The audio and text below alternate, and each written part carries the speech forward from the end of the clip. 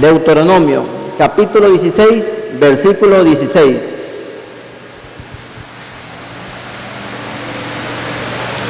Todos los varones deberán presentarse 3 veces al año ante el Señor su Dios, en el lugar que Él haya escogido, durante las siguientes fiestas: la de los panes sin levadura, la de las semanas, la de las enramadas. Nadie deberá presentarse ante el Señor con las manos vacías, sino que cada uno llevará sus ofrendas conforme a los bienes con que el Señor su Dios lo haya bendecido. Palabra de Dios. Te alabamos, Señor. Muy bien, este texto bíblico nos enseña y nos habla sobre la gratitud que le debemos al Señor, y especialmente en estas épocas de fiestas. Cada lunes es una fiesta con el Señor. Cada domingo, cuando vamos a la iglesia, es una fiesta con el Señor. Entonces, esa responsabilidad recae sobre todos nosotros los varones. Todos los varones deberán presentarse. Dice en este texto bíblico, todos los varones. No dice el varón que le vaya bien, no dice el varón que tiene posibilidades, sino todos los varones. El Señor invita a los varones porque nosotros somos cabeza de la familia. Así como Jesucristo es cabeza de la iglesia, los varones somos cabeza de familia. Somos los sacerdotes del hogar. Somos los que nosotros tenemos que coger la Biblia y enseñar a nuestra esposa y a nuestros hijos. Parece que nosotros hacemos todo lo contrario. Son las mujeres las que tienen la batuta de la enseñanza. Son las que instruyen en la familia, cuando debe ser al revés. Debe ser el varón el que enseña. Por eso decimos que el varón es la cabeza de la familia. El varón es el que provee, es el que ejerce la mayordomía. ¿Qué significa esa mayordomía? Significa que nosotros somos unos mayordomos, que nosotros somos unos administradores. Nosotros ejercemos la mayordomía porque el Señor es el dueño de todo, es el dueño de los bienes. Entonces nosotros, como mayordomos del Señor, tenemos que administrar correctamente lo que Él nos da. Como Dios es dueño de todo, nos confía esa administración a nosotros. Imagínense que nosotros somos propietarios de un bien inmueble. Somos dueños de un departamento o somos dueños de tal vez de una casa.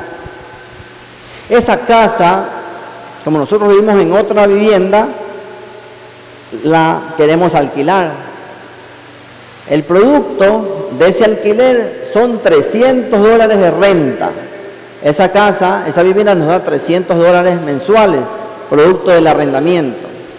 Si nosotros vivimos en otro país, o esa casa de pronto nos sobra, nosotros contratamos a una persona que nos administre ese inmueble, que no se deteriore y que nos cobre los arriendos puntuales.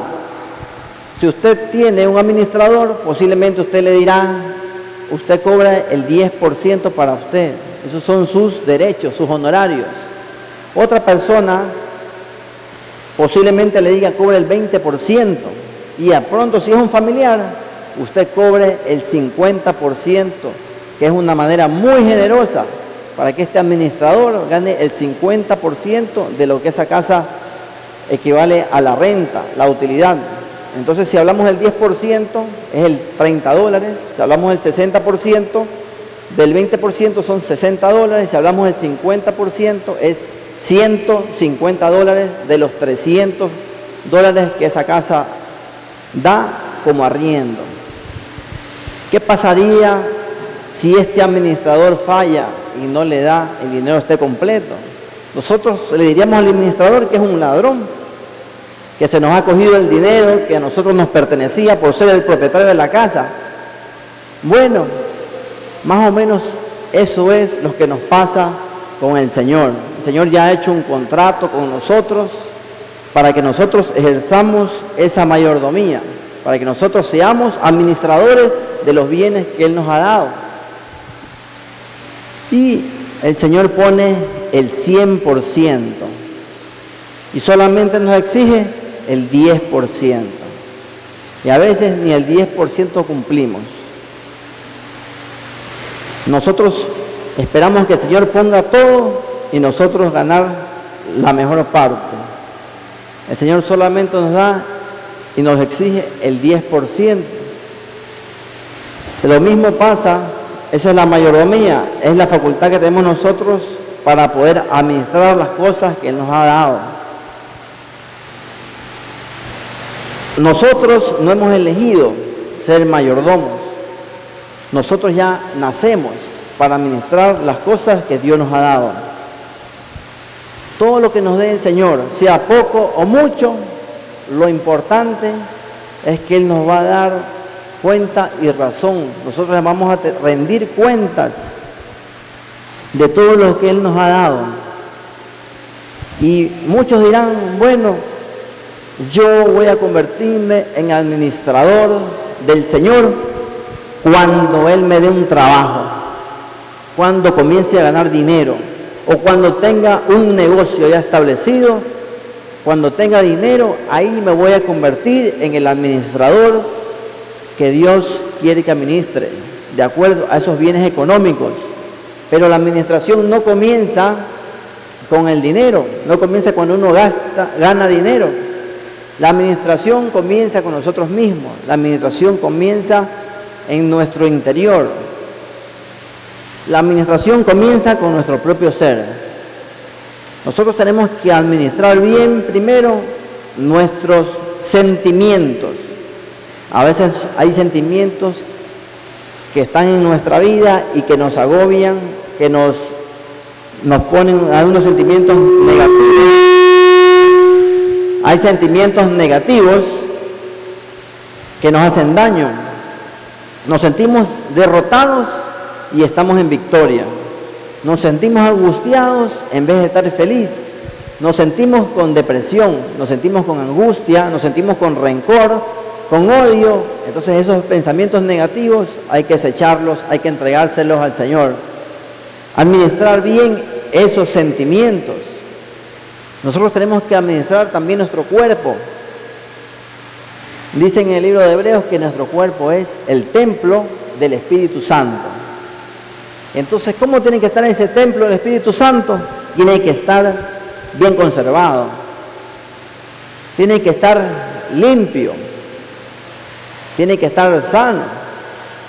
Entonces, nosotros tenemos que cuidarnos. Tenemos que estar con buena salud. Tenemos que hacerle caso a los médicos que son instrumentos de Dios para que nosotros estemos con buena salud.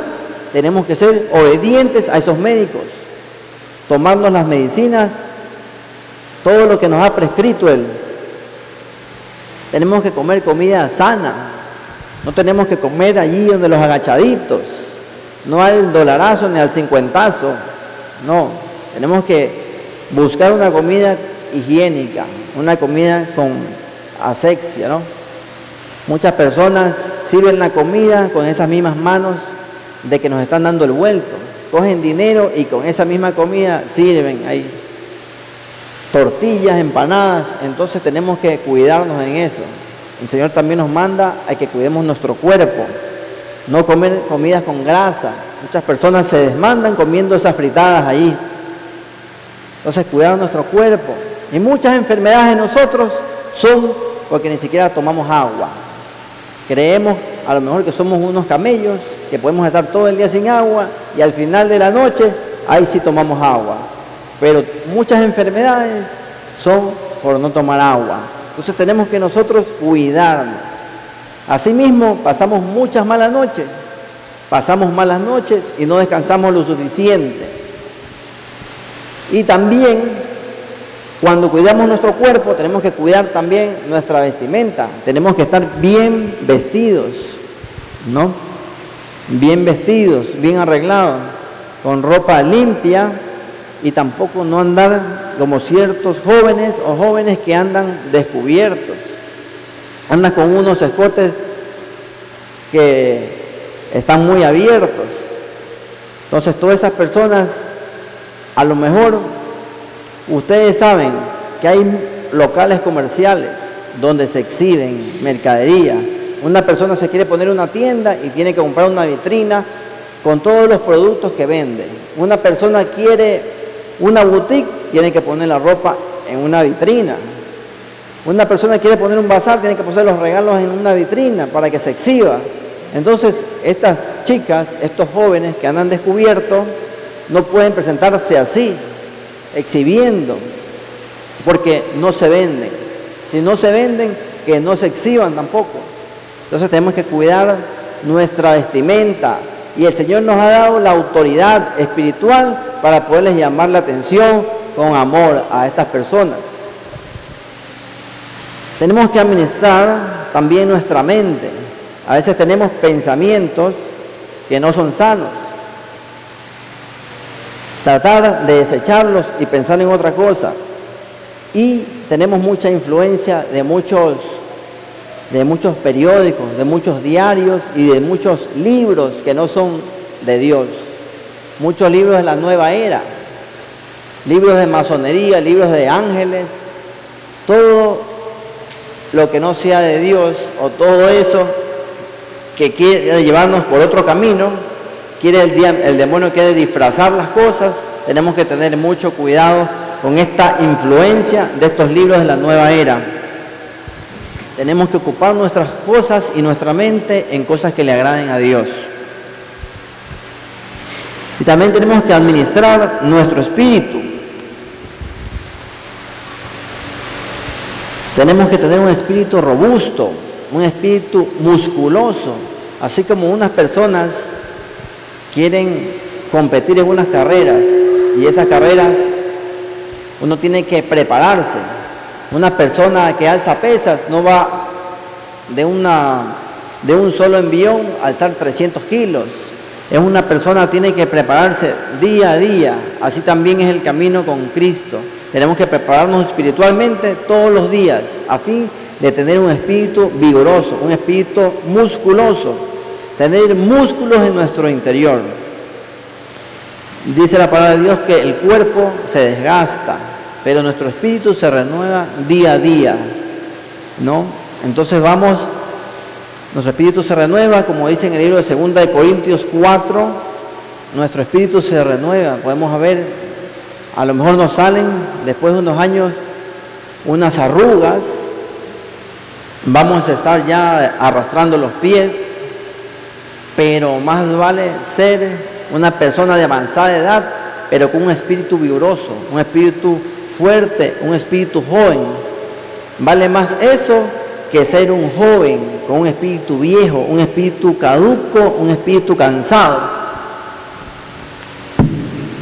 Entonces, después de esta administración, de todo lo que hemos hablado, nuestro cuerpo, administrar bien nuestros sentimientos, administrar bien nuestra mente, podemos hablar de la administración del dinero que expresa el capital que posee la persona y el valor del bien.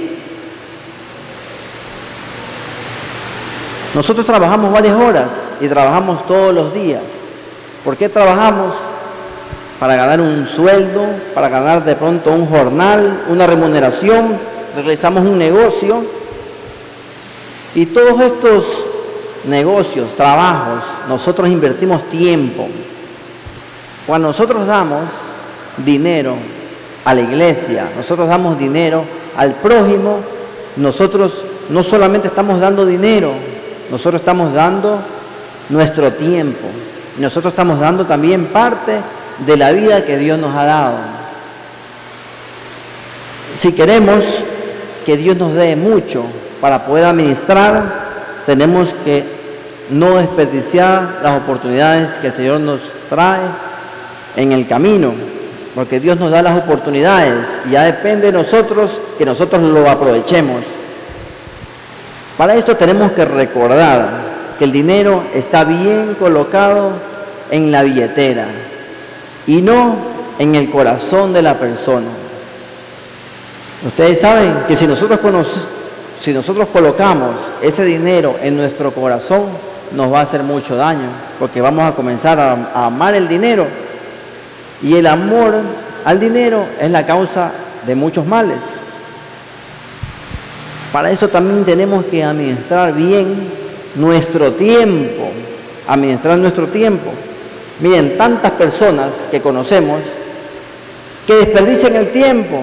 Van a esos juegos de casinos, van a esos bingos, van afuera de las casas, van en los parterres, juegan naipes todo el día, pasan horas y horas jugando ajedrez, damas chinas, 40, póker, lo que sea, y pasan el tiempo desperdiciándolo. Personas que están 4 o 6 horas jugando esos juegos de azar. Tenemos que recordar que el tiempo es oro y así lo tenemos que valorar. Imagínense que estas personas, en vez de jugar 4 y 6 horas diarias, estuvieran orando, alabando, meditando la palabra de Dios 4 o 6 horas diarias, fueran realmente unos guerreros en Cristo. Es importante administrar bien nuestro tiempo. Miren que Matusalén es la persona que más ha vivido. Y sin embargo, Matusalén no ha hecho casi nada importante. Cristo comenzó su labor de evangelización después de los 30 años.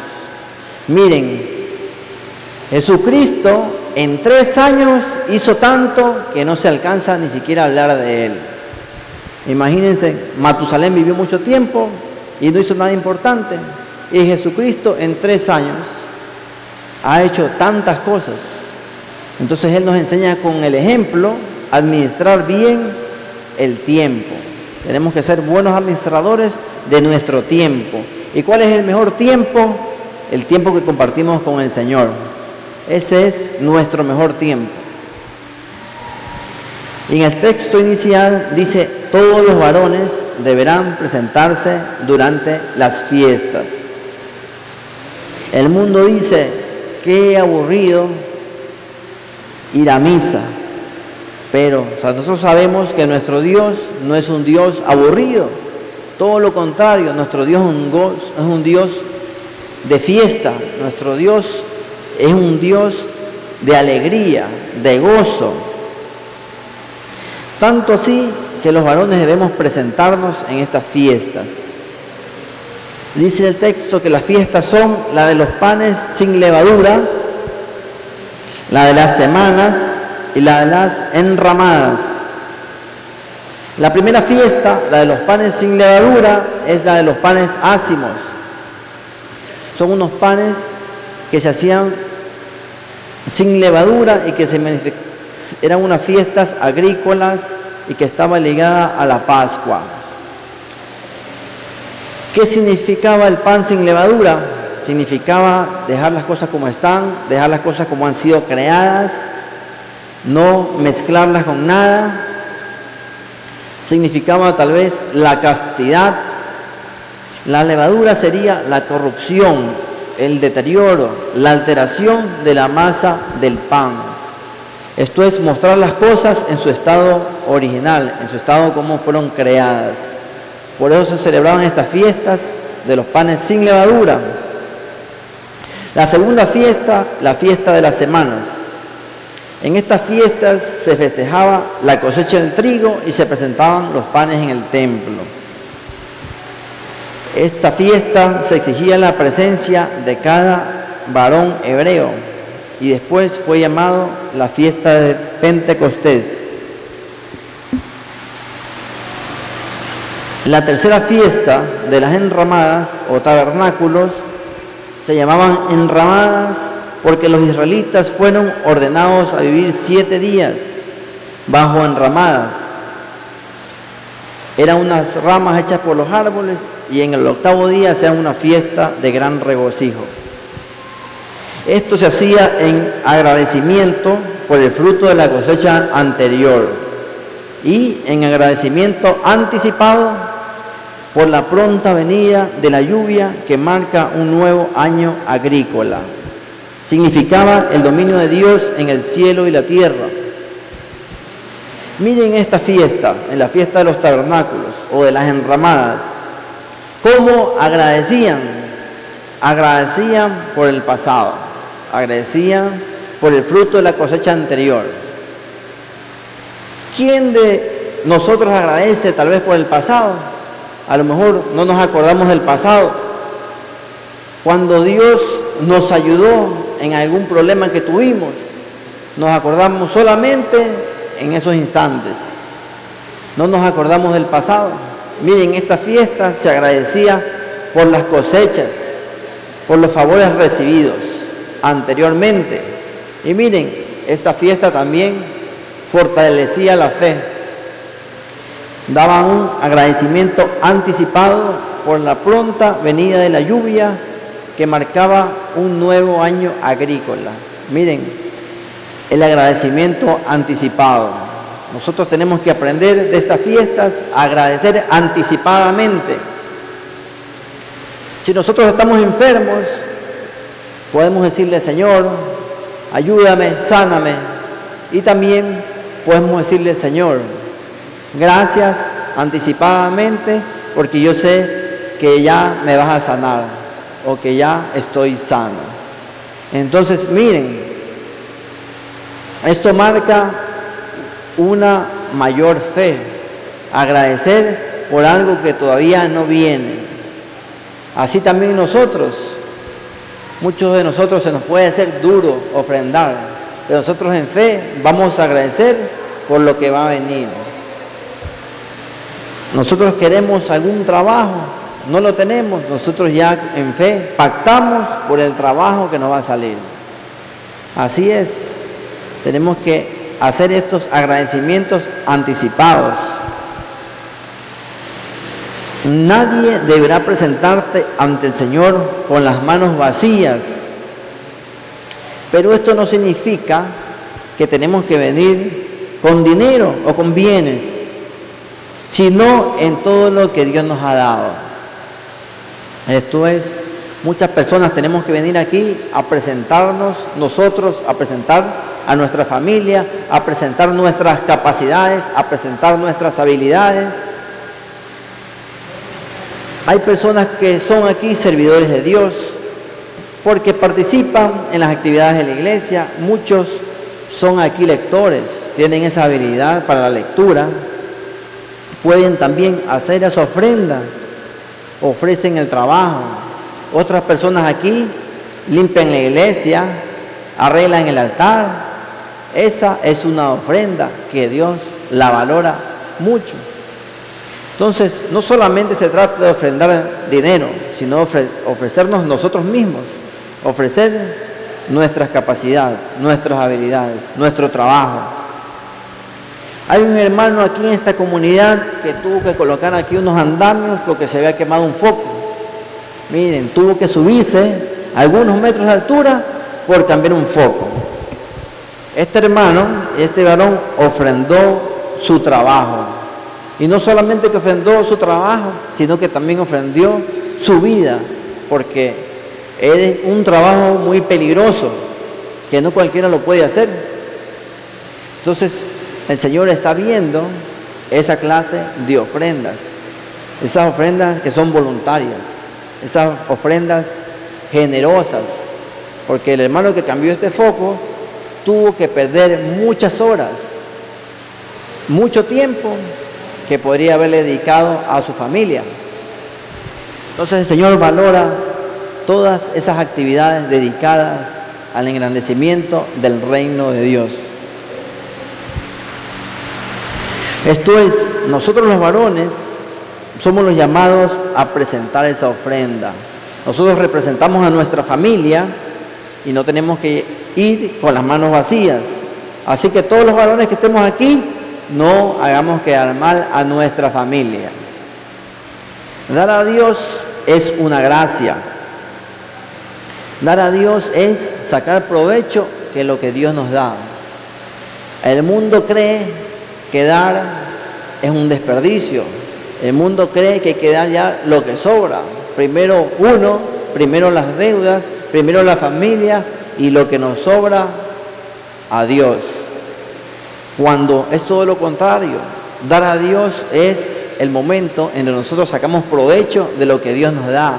Dar a Dios es la mejor inversión que nosotros podemos tener. Con todas esas formas, nosotros podemos agradecer a Dios. Dios no necesita de nosotros. Dios no necesita ni le va a rogar a ninguno de ustedes que le dé las gracias. Dios no necesita que le demos las gracias. Pero si bien es cierto, Dios sí espera que nosotros seamos agradecidos. Dios espera que nosotros demos las gracias. Entonces cada uno tiene que llevar las ofrendas de acuerdo a la bendición de Dios, conforme a los bienes que el Señor, su Dios, nos haya bendecido. Esto es que las ofrendas deben de ser en relación a la bendición de Dios. Las ofrendas deben de ser proporcional a la bendición de Dios. Muchos de nosotros no tenemos que criticar a alguien que dé una ofrenda, porque para nosotros puede ser una ofrenda poco, pero para esa persona esa ofrenda puede ser demasiado. No tenemos que criticar ninguna ofrenda, porque solamente Dios sabe la verdadera proporción y el verdadero valor espiritual que tiene esa ofrenda. En el Nuevo Testamento, en el libro de San Lucas, capítulo 17, versículo 14 al 19,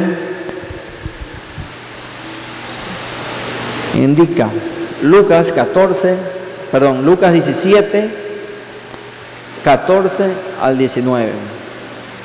Capítulo 17, versículo 14 al 19. Amén.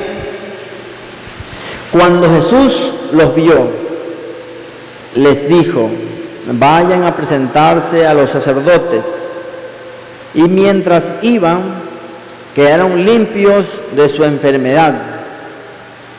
Uno de ellos, al verse limpio, regresó alabando a Dios a grandes voces y se arrodilló delante de Jesús, inclinándose hasta el suelo para darle las gracias. Este hombre era de Samaria. Jesús dijo: ¿acaso no eran 10 los que quedaron limpios de su enfermedad? ¿Dónde están los otros 9? Únicamente este extranjero ha vuelto para alabar a Dios. Y le dijo al hombre: levántate y vete, por tu fe has sido sanado. Aquí hay un pasaje bíblico que habla sobre los leprosos. El leproso es un símbolo de impureza, ¿no? Es una persona impura, es una persona supuestamente maldecida por el pecado, por nadie sabía si era por los pecados de él o por los pecados de sus antepasados, pero una persona maldecida, una persona impura. Tanto así que un leproso tenía que tener una campanita en el cuello para que las personas sepan que va pasando un leproso, y para que las personas ni siquiera lo podían ni ver. Entonces era un símbolo de reproche social. Era una persona que vivía en maldición. Y estas personas fueron a recibir la bendición de Dios. Jesús, antes de darles la bendición, antes de curar a estos leprosos, Jesucristo lo que hace es observarlos, pero no verlos físicamente. Lo que hace es mirar nuestro corazón, mira en el interior de nuestro corazón. Y después Jesús dicta sus instrucciones. ¿Qué dijo Jesús? Vayan a presentarse a los sacerdotes. Miren, y mientras iban, quedaban limpios de su enfermedad. Eran 10 leprosos, desesperados por curarse de su enfermedad. Eran 10 leprosos obedientes y le obedecieron a Jesús. Se curaron de su enfermedad. Uno de ellos, al verse limpio, regresó alabando a Dios. ¿Cómo regresó? Alabando a Dios. Miren esa forma de agradecer a Dios. ¿Y cómo alabó? A grandes voces. Solo uno regresó alabando a Dios. A grandes voces. ¿Qué significa esto? Que fue con gritos a agradecer a Jesús. Pero con gritos de alegría, con gritos de triunfo, con gritos de júbilo, con gritos de victoria. Entonces este Señor, sin duda alguna, tenía esa característica, esa espiritualidad carismática en esa manera de agradecer a Jesús. Fue el único. Imagínense, observemos qué hizo Jesús. Jesús, al verlo, a este hermano carismático, verlo su humildad, cómo demostró su humildad, arrodillándose delante de Jesús, se inclinó hasta el suelo para darle las gracias. Miren, esta conducta de este hombre a Jesús no le molestó. No le molestó esa conducta, esa manera de alabar a Dios, esos gritos de alegría. Sin embargo, unos hermanos de nosotros a veces se molestan porque nos ven en alegría, nos ven alabando a Dios, nos ven aplaudiendo, nos ven alzando los brazos, critican, señalan, son fanáticos. Dicen eso simplemente porque no han experimentado el amor de Dios.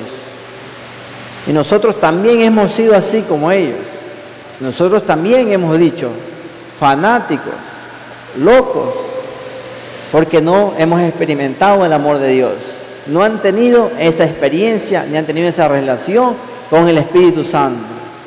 Por eso son estos seminarios, por eso son esas charlas de avivamiento del Espíritu Santo, para tener esa experiencia para alabar fervorosamente a Dios. Miren, este hombre era hombre de Samaria, era un extranjero. Jesús dijo, ¿acaso no eran 10 los que quedaron limpios de su enfermedad? ¿Dónde están los otros 9? Únicamente este extranjero ha vuelto para alabar a Dios. Bueno, muchos de nosotros también hemos sido como esas 9 personas que vamos a la iglesia, le pedimos a Dios, el Señor nos cumple y nosotros, chao, chao Dios, gracias. Y al siguiente día, lo mismo de ayer. ¿Dónde estamos nosotros? ¿Acaso pertenecemos a esos 9 ingratos que se fueron con la bendición de Dios? ¿O acaso pertenecemos a ese uno que regresó a alabar y a bendecir y a agradecer a Jesús? ¿A dónde estamos nosotros? ¿En qué grupo estamos? ¿Estamos en el grupo donde está la mayoría? ¿Donde están los ingratos? ¿O estamos con esa persona? ¿Donde están las personas que están con gratitud? ¿Dónde estamos nosotros? Solo ese extranjero ha vuelto a alabar a Dios. Muchos de nosotros también somos o estamos en ese grupo de esas 10 personas. Nos presentamos ante el Señor, tal vez no con esa lepra física, pero sí nos hemos presentado ante el Señor con esa lepra espiritual. Tenemos esa lepra en nuestro corazón. Esas personas tenían esa lepra física, que era una enfermedad marginal, social, y hasta la misma familia los marginaba. Era un estigma del hombre impuro. En cambio, nosotros tenemos también ese estigma, esa impureza y esa lepra en nuestro corazón. Lepra que es producido por la amargura, que es producido por el odio, por el rencor, por la angustia, por la depresión. ¿Cómo podemos hacer nosotros para ser como ese extranjero que fue a Cristo a agradecerle alabando a Dios? Bueno, en el libro de Salmos, capítulo 142, versículo 7, Salmos 142, versículo 7, amén. Sácame de mi prisión para que pueda yo alabarte. Miren, el Señor nos tiene que sacar de allí, donde estábamos antes. Nos tiene que sacar de las tinieblas para así poder alabarlo. Tenemos que presentar nuestra lepra al Señor, tenemos que presentar nuestro pecado al Señor, y la mejor manera de presentarlo es también presentarlo en alabanza, porque el Señor tiene el poder de su sangre preciosa, que es la sangre de Cristo Jesús, que nos limpia de la impureza, nos limpia de la contaminación, de la infectación espiritual, que es nuestro contacto con el mundo. La sangre de Cristo nos lava, nos purifica. Nosotros tenemos que presentar lo malo en alabanza, también como un signo de gratitud. Y eso es lo que tenemos que hacer. En Salmos, capítulo 79, versículo 13,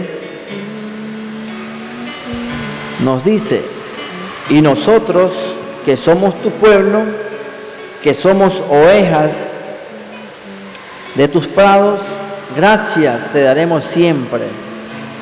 Cantaremos tus alabanzas por todos los siglos. Miren, nosotros tenemos que aprender a cantar alabanzas. ¿Por qué? Porque a eso nos vamos a dedicar. Y si el pecado nos trae maldición, y esa maldición se transfiere también a nuestros hijos, con mayor razón la bendición.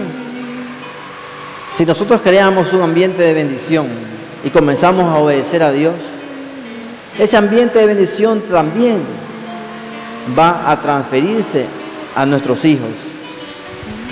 Y la alabanza crea ese ambiente de bendición, y ese ambiente se transfiere de generación en generación.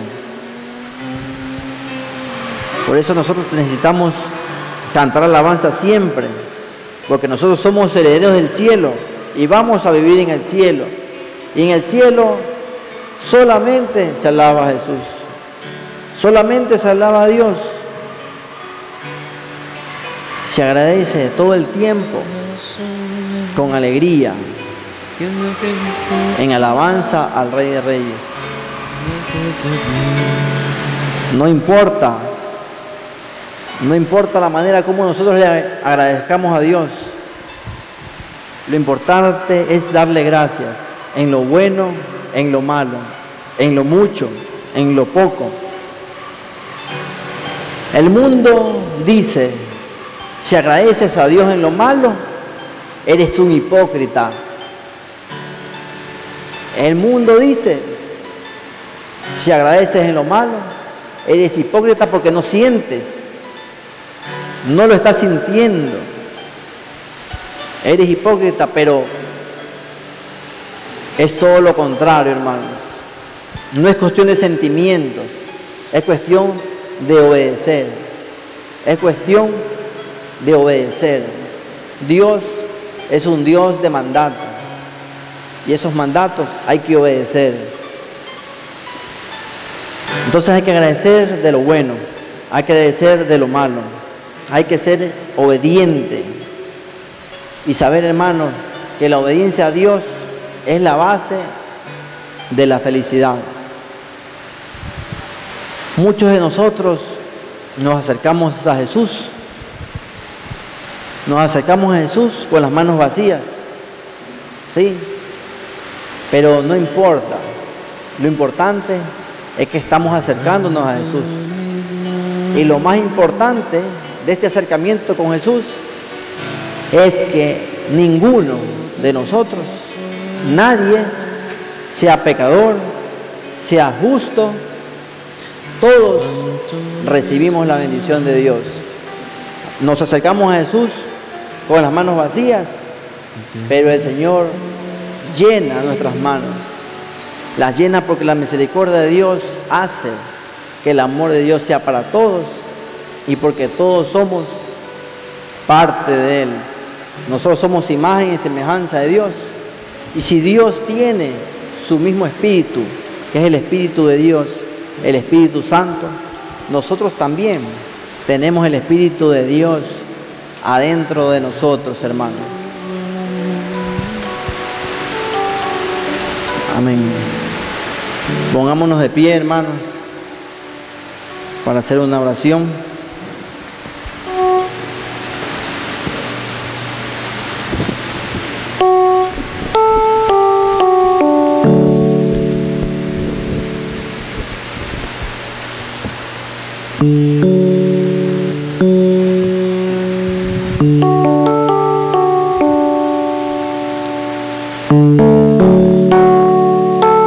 Señor, gracias. Agradecemos, Señor, porque en esta noche nos has enseñado precisamente a agradecerte. Muchas maneras hay para agradecerte. Muchos de nosotros saltamos, muchos de nosotros danzamos, muchos de nosotros nos sentamos y pensamos en ti.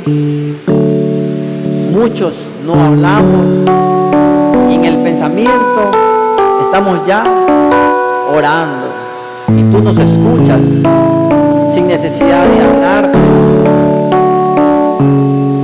Muchos de nosotros nos sentamos, hacemos oraciones contemplativas. Muchos de nosotros cantamos alabanzas con gozo. Y en fin, hay muchas maneras de decirte gracias, Señor. A veces adoptamos posturas físicas para poder orar contigo.